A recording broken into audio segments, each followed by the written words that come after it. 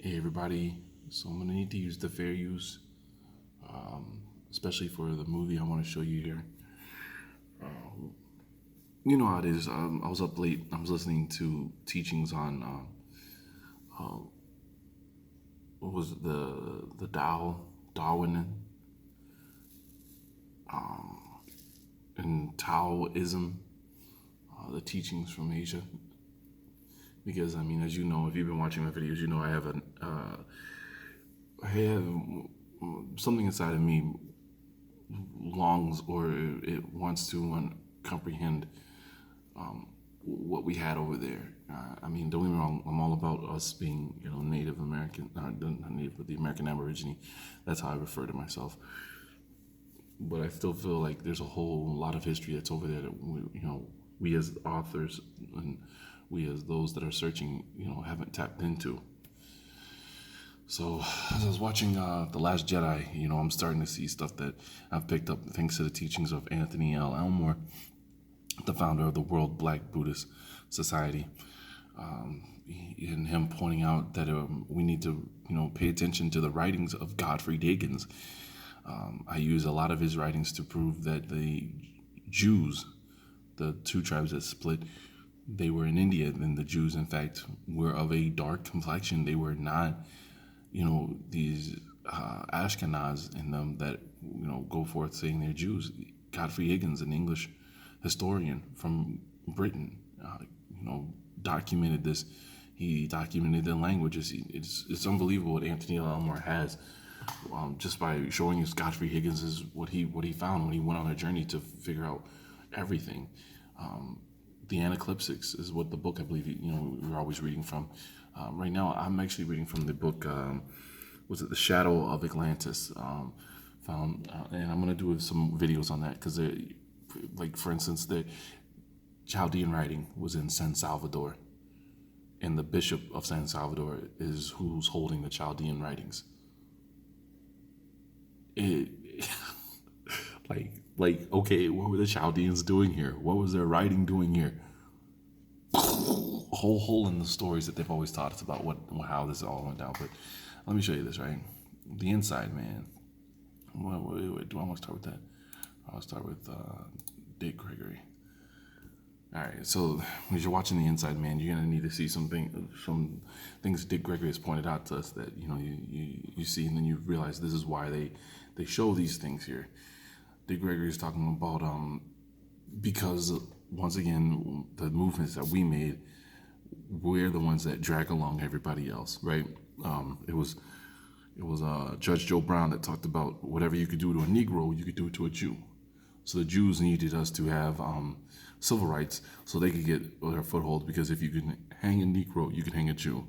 Therefore, when down there was in Mississippi, was it Philadelphia, Mississippi, when they were hanging the Jews for trying to register to vote, they hung a Jew along with the Negro. Which you really got to ask, what Jews do you know that were living in the South? I mean, every time I turn around, I'm finding that the Jews were living next to trade posts in the South. Right? Was it in Virginia, Richmond, Virginia, right there near the trade post that they talk about? There's a Jewish mosque, not mosque, but synagogue right across the street. There was a YouTube author that put that together, and I was looking around on Wikipedia, finding the Jews were living in the South, and they were talking about this the hellhole of America and crap like that.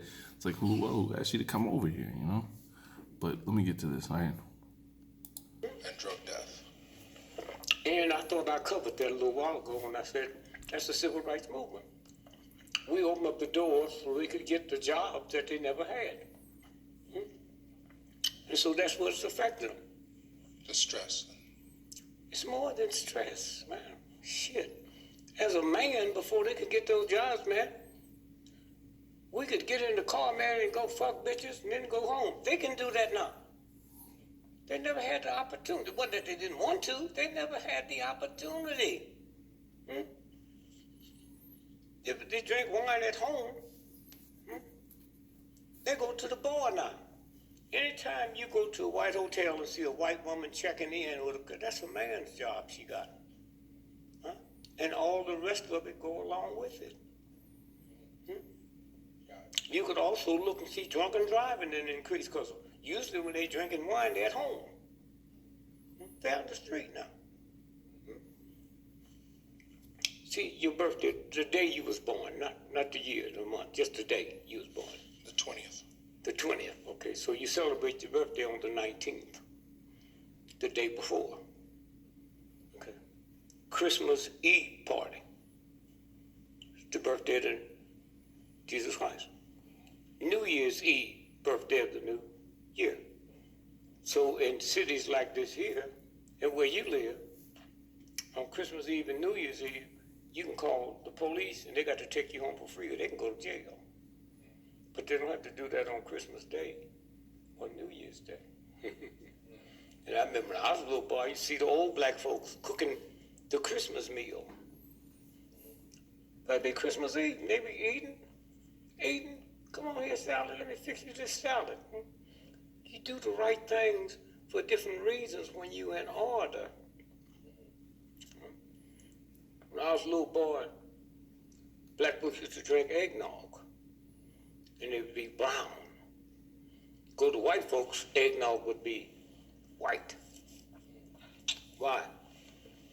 Nutmeg is 3,000 times more potent as a drug than cocaine, heroin, and crack. Nothing a Christian like to feel good and don't have to be accused of drinking. That's simple. Well, that's that. All right, so like I said, fair use. Can use this here. We're gonna look at the movie Inside Man. Let me pull up a scene here. I think I might need to go back a scene. I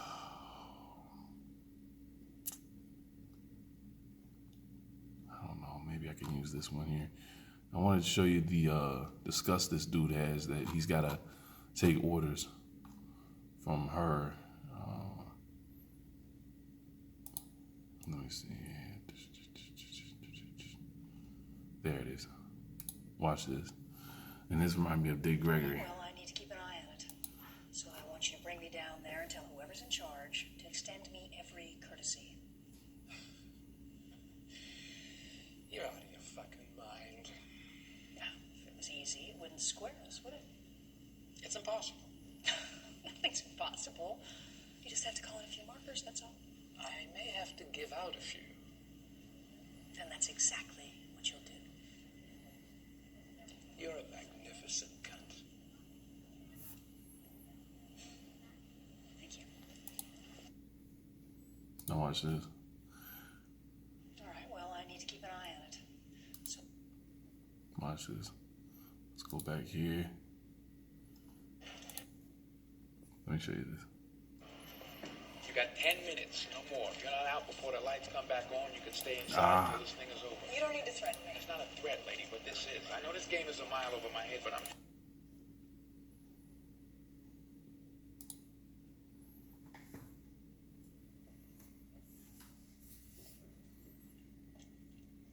Lex Wells always told us that the white supremacists are in the skyscrapers. I am great.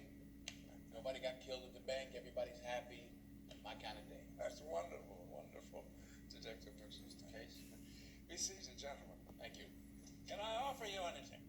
No. We learn about creditors and debtors. Why is it they always used to make jokes, the comedians, that if you were black, your credit was bad? By the way you handle that business. Thank you, Mr. Case. You know that if you, the warning was white folks don't ever date a black person because your credit will go bad. Pardon me. What's so amusing? When you say the rest of us, Mr. Case, I mean, you got to look around. The rest of us is a category that you haven't qualified for in a long time. Touche, detective. I won't deny it. I've done well. Yes, you have. But I'm very confused. You see, I got a case where armed robbers laid siege to your bank. It is your bank, right? I'm chairman of the board of directors. Then the Zeit, the Benegazoo, the robbers disappear. Poof. And they don't take a nickel, right? You asking me? Yes, I'm asking you. I mean, It's your bank. You own it. I'm asking you. It's a tiny part of our organization. No robbers, no real victims, no loot missing. It's got to be the first time in law enforcement history. I never heard of it before. So you got to ask yourself, what the fuck happened? Don't you, Mr. Case? Not quite sure I like your tone. You don't like my tone? Then give me a straight answer. It's the founding bank of your empire. You built it. It's your baby. Keyword Give me a straight empire. answer. What do you think happened? I have no idea. Oh, come on now. Come on. I tell you what I think happened. I think you sent that woman in there to patch things up. Miss White, I think you paid her. What was she doing in there? This is absurd. Are you implying that I had anything to do with it? 392. Safe deposit box 392. What's the story on that? I have no idea what you're Don't talking lie to about. me, Mr. Case. I don't lie. I looked at all the records. All the bank records for safe deposit boxes at your bank. At first glance, everything looked fine, but there was one safe deposit box that had no records. I mean, going all the way back to 1948. So I started thinking, who would have the answer to this riddle? Probably the man who forgot to mention that he built the bank in the first place in 1948. It doesn't add up, Mr. Case. It does not add up. I'm afraid I can't be of any further use to you, Detective. It's something really bad, isn't it? Mr. Frazier, I have spent my whole life serving humanity. You can ask anyone who knows me. They'll vouch for me and for the things that I've done. You think they'll vouch for you after I find out the truth about this ring? I don't think so.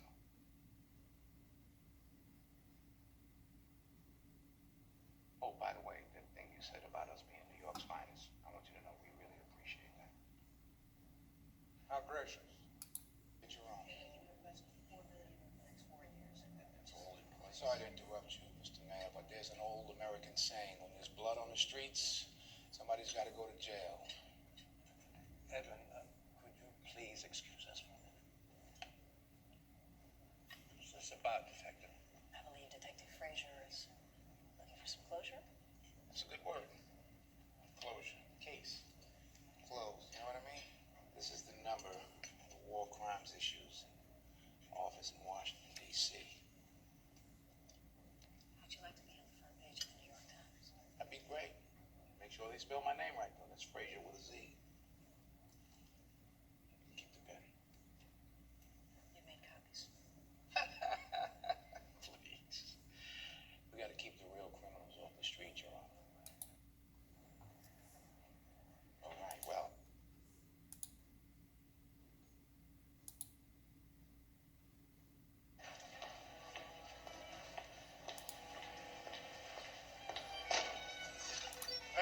Lady, you're in the wrong place. I have an appointment.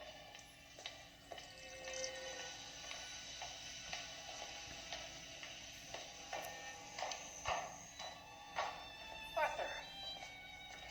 Good morning. Ah, Mrs. White. Have a seat. Thank you, Princess. That's all now. Thank you. Well, what did he say? Well, Detective Frazier turned out to be quite sharp, but I just fast-tracked his career a little, and he's under control. I hope so. Tell me about the envelope. Where is it now? Well, the gang leader is going to hang on to it as an insurance policy to keep you from seeking revenge. Clearly, he has a very low opinion of you. And what might that be? Well, let's see, in a nutshell, that you got rich doing business with the Nazis during the Holocaust. Yes. It was 60 years ago. I was young and ambitious. I saw a short path to success and I took it. I sold my soul. And I've been trying to buy it back ever since. But you and this mystery man, you have an understanding? I think so. And he managed to get out of there with that envelope. If someday he comes back to blackmail you, well, you'll pay him, and you'll get it back. So I guess that's it. I suppose so. Bullshit. I beg your pardon. He didn't go through all that just to stick your envelope under his mattress. Look, they left money untouched, Arthur. So, So, he had to have walked out of there with